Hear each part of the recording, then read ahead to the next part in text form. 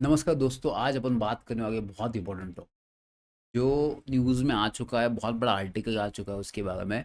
That is corporate social responsibility. तो ये होता क्या है, क्यों कंपनी इतना पैसा स्पेंड करती है सोशल रिस्पॉन्सिबिलिटी की तरफ। आपने देखा होगा, जो रिलायंस कंपनी है अंबानी की, तो उन्होंने एक वन तारा प्रोजेक्ट बनाया। फिर टाटा ने टाटा हॉस्पिटल बनाया मुंबई में पेट्स के लिए, मतलब डॉग्स के लिए। तो भाई साहब, ये लोग इतना पैसा क्यों खर्च करते हैं, उसके पीछे रीज़न क्या है बच्चों। तो जानते हैं इसको थोड़ा सा डिटेल में कि ये कौन से सेक्शन में आता है, किसने डोनेट करना चाहिए, और क्या कंपलसरी है कंपनी को देना। तो ये भी अपन इसके बारे में डिस्कस करते हैं। तो जो जानती है, सबसे पहले फर्स्ट कॉर्पोरेट सोशल रिस्पॉन्सिबिलिटी होता क्या बच्चों। देखिए, सेक्शन 135 ऑफ कंपनीज एक्ट 2013।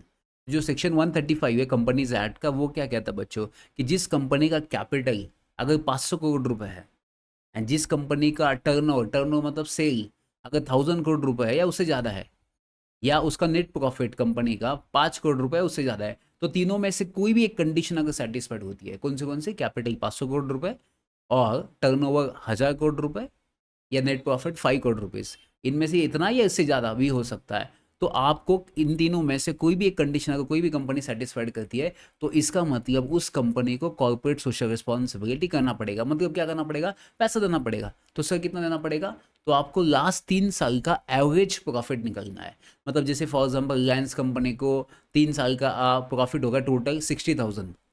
तो मैं अगर एवरेज 3 साल का निकाल दूँ तो आपको पता चलेगा 20,000, 60 डिवाइड बाई 3, तो 20,000 आ जाएगा। तो 20,000 जब आप एवरेज निकाल लेते हो लास्ट 3 साल का, उसका 2% आपको प्रॉफिट देना है सोसाइटी को। कितना परसेंट, 2%।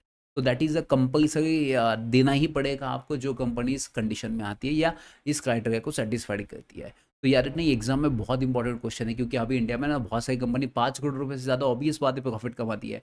तो इनका स्पेंडिंग बढ़ चुका है। अब देखिए 16% से ज़्यादा CSR स्पेंडिंग बढ़ चुका है, जो अराउंड 17,967 करोड़ रुपीज़ होते हैं बच्चों, एज़ कम्पेयर टू 2023-24 की अगर मैं बात करूँ। और ये लास्ट ईयर की अगर मैं बात करूँ 22-23 की, सिर्फ 15,524 करोड़ रुपए था। मतलब ये अभी बढ़ चुका है, क्योंकि प्रॉफिट बढ़ चुका है। तो भाई साहब भाई, आपको ये स्पेंड करना पड़ेगा। मतलब देखिए HDFC top in the list. HDFC कितना स्पेंड कर रहा है, 945 करोड़ रुपीज़, 950 करोड़ रुपए HDFC स्पेंड करता है भाई साहब। रिलायंस कंपनी, फिर उसके बाद टाटा कंसल्टेंसी आती है। तो इनका आप देखिए कितना ज़्यादा स्पेंड करते हैं, साल में 950 करोड़ रुपए स्पेंड करना मतलब सोसाइटी के लिए। आप सोचिए ये 2% निकाला है, तो इनका प्रॉफिट कितना होगा। तो आप अगर बहुत अच्छे इंटेलेक्चुअल बच्चे, बहुत अच्छा कैलकुलेशन जानते हो, तो मुझे कमेंट बॉक्स में बताना कि अगर HDFC bank 2%, 945 crore rupees spend करता है 2%, तो इनका 100% प्रॉफिट कितना होगा। तो जो वो बच्चे कैलकुलेशन मैथ्स में अच्छे, तो कमेंट बॉक्स में उसका आंसर देंगे। देखते हैं कौन अच्छा आंसर देता है। तो ये अभी बढ़ चुका है बच्चों, ये न्यूज़ में आया था। और दूसरी चीज़ बच्चों, अगर मैं बात करूँ इसकी, तो मैंने बता देता है ये सेक्शन 35 में आता है, 135। और दूसरा चीज़, अगर आप ये स्पेंड नहीं करते हो, तो आपको इसका रीज़न बताना पड़ेगा कि आप क्यों नहीं स्पेंड करना चाहते हैं। एंड दूसरी चीज़, आप कहाँ पे ये पैसा खर्च कर सकते हो। आप ये पैसा हर जगह पे खर्च कर सकते हो। जैसे फॉर एग्जांपल एनवायरनमेंट है, किसी स्कूल में आपने किताबें डोनेट कर दी, या कोरोना में जैसे इशू हुआ था उसमें आपने पैसा डोनेट कर दिया।